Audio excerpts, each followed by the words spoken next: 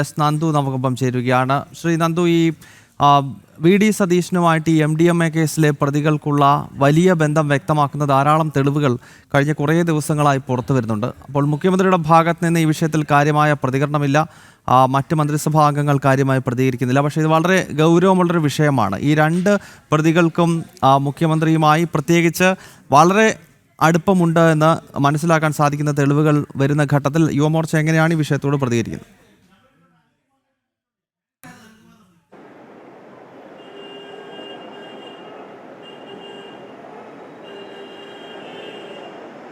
രാഷ്ട്രീയ മണ്ഡലത്തിലും ഇല്ല. പക്ഷേ വി ഡി സതീശൻ എന്ന് പറയുന്ന കേരളത്തിന്റെ മുഖ്യമന്ത്രിയുമായി അവർക്ക് അടുപ്പമുണ്ട് എന്ന നിലയിൽ, അല്ലെങ്കിൽ അദ്ദേഹത്തിന്റെ social media war room handle ചെയ്യുന്നത് തങ്ങളാണ് എന്നുള്ള നിലയിലൊക്കെ അവരുടെ പ്രൊഫൈലുകളിൽ നിന്നൊക്കെ മനസ്സിലാക്കുന്ന ഒരു സാഹചര്യമുണ്ട്. അതിനോടൊപ്പം അദ്ദേഹം ഇന്നലെ കേരളത്തിന്റെ പൊതുസമൂഹത്തിന് മുൻപാകെ, അദ്ദേഹം മുഖ്യമന്ത്രിയാണ്, അദ്ദേഹം കേവലം ഒരു കോൺഗ്രസിന്റെ ലീഡർ അല്ല, കേരളത്തിന്റെ മുഖ്യമന്ത്രിയാണ്. അദ്ദേഹം പറയുന്ന ഓരോ വാക്കിനും സ്വാഭാവികമായി കേരളത്തിന്റെ പൊതുസമൂഹത്തിനകത്ത് വലിയ മാനങ്ങളുണ്ട്. അദ്ദേഹം ഇന്നലെ വന്ന് ഒരാവശ്യവുമില്ലാതെ അദ്ദേഹം ഒരു നുണ കേരളത്തിന്റെ പൊതുസമൂഹത്തിന് മുൻപാകെ, ഇദ്ദേഹത്തെ കുറിച്ച് അദ്ദേഹം പറഞ്ഞ വാക്കുകൾ എന്ന് പറയുന്നത്, ഇദ്ദേഹത്തെ നവകേരള സദസ്സ് ആ യാത്ര നടക്കുമ്പോൾ മാത്രമാണ് പരിചയം എന്നുള്ള നിലയിൽ അദ്ദേഹം പറയുന്നു. പിന്നീട് കേരളത്തിലെ മാധ്യമങ്ങളിൽ നിന്ന് നമ്മൾ മനസ്സിലാക്കുന്നത്, ഈ പറയുന്ന നവകേരള സദസ്സിന് മുൻപ് തന്നെ വി ഡി സതീശന് ഇത്തരം ഈ വ്യക്തികളുമായിട്ടുള്ള ബന്ധമുണ്ട് എന്ന് മനസ്സിലാക്കുന്നു. അപ്പൊ എന്തിനു വേണ്ടിയിട്ടാണ് മുഖ്യമന്ത്രി കള്ളം പറയുന്നത്? തന്റെ ഇമേജ് കാത്തു സൂക്ഷിക്കാൻ വേണ്ടിയിട്ട് കേരളത്തിന്റെ മുഖ്യമന്ത്രി കേരളത്തിലെ ജനസമൂഹത്തോട് കള്ളം പറയുന്നയാളായി മാറുന്നുണ്ടെങ്കിൽ എങ്ങനെയാണ് ഇദ്ദേഹത്തെ വിശ്വസിച്ചുകൊണ്ട് കേരളത്തിലെ പൊതുസമൂഹത്തിന് മുൻപോട്ട് പോകാൻ സാധിക്കുക? ഒന്നാമത്തെ കാര്യം.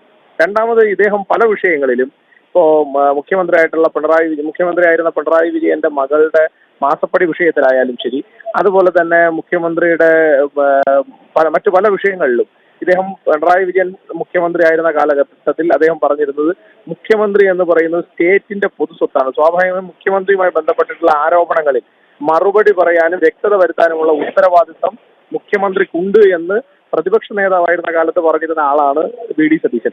ആ വി ഡി സതീശൻ മുഖ്യമന്ത്രിയാകുമ്പോൾ നിങ്ങൾ കഴിഞ്ഞ 80-90 ദിവസമായി അദ്ദേഹത്തിന്റെ മന്ത്രിസഭയുടെ പ്രവർത്തനം നിങ്ങളൊന്ന് പരിശോധിച്ചു കഴിഞ്ഞാൽ, പിണറായി വിജയനോ അല്ലെങ്കിൽ പിണറായി വിജയനെ കവച്ചു വെക്കുന്ന നിലയിലേക്കോ ഈ നാട്ടിലെ ജനങ്ങളെ പറ്റിക്കുന്ന നിലയിലേക്ക് വി ഡി സതീശന്റെ ഗവൺമെന്റ് തരം താഴുന്നു എന്ന നിലപാട് യുവമോർച്ചയ്ക്കുണ്ട്. അതുപോലെ തന്നെ വി ഡി സതീശൻ പ്രതിപക്ഷ നേതാവായിരുന്ന കാലത്ത് പറഞ്ഞ വാക്കുകളിൽ നിന്നൊക്കെ വി ഡി സതീശൻ പിന്നാക്കം പോവുകയും, അല്ലെങ്കിൽ ആ നിലപാടിൽ നിന്നൊക്കെ വി ഡി സതീശൻ പിറകിലേക്ക് മാറുന്ന ഒരു സാഹചര്യത്തിലൂടെയാണ് കേരളം മുന്നോട്ട് പോകുന്നത് എന്നത് ഒരു യുവ സമൂഹത്തിന്റെ പ്രതിനിധി എന്നുള്ള നിലയിൽ, യുവമോർച്ചയുടെ നേതൃത്വത്തിൽ നിൽക്കുന്നയാളെന്നുള്ള നിലയിൽ, അതിനോടൊപ്പം യുവാക്കളെ സംബന്ധിക്കുന്ന ഏറ്റവും പ്രധാനപ്പെട്ട വിഷയങ്ങളിലൊന്നാണ് ഈ ലഹരിയുമായി ബന്ധപ്പെട്ട്. ഇപ്പോ അവർ ഈ ലഹരി വിഷയത്തിൽ ആഭ്യന്തര വകുപ്പ് നടപടി സ്വീകരിച്ചപ്പോൾ സർവാത്മന സ്വാഗതം ചെയ്ത പ്രസ്ഥാനമാണ് യുവമോർച്ച. പക്ഷെ ആ നിലപാടിൽ മുന്നോട്ടേക്ക് പോകുമ്പോൾ യൂത്ത് കോൺഗ്രസിന്റെ നേതാക്കന്മാർ ഉൾപ്പെടെയുള്ളവർ ഇതിന്റെ കരിയർമാരാകുന്നു എന്ന് പറഞ്ഞാൽ, മുമ്പ് നമ്മൾ ഡിവൈഎഫ്ഐക്കെതിരെ പറഞ്ഞിരുന്ന ഡിവൈഎഫ്ഐയുടെ നേതാക്കന്മാരെ പലരെയും ഈ പറയുന്ന കഞ്ചാവ് കേസിലും അതുപോലെ തന്നെ MDMA കേസിലും ഒക്കെ കമ്മിറ്റികൾ പിരിച്ചുവിട്ട കാലത്ത് അവരെ നോക്കി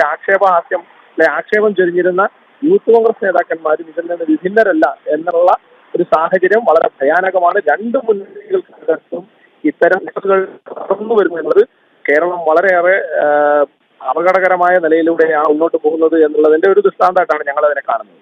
ഓക്കെ.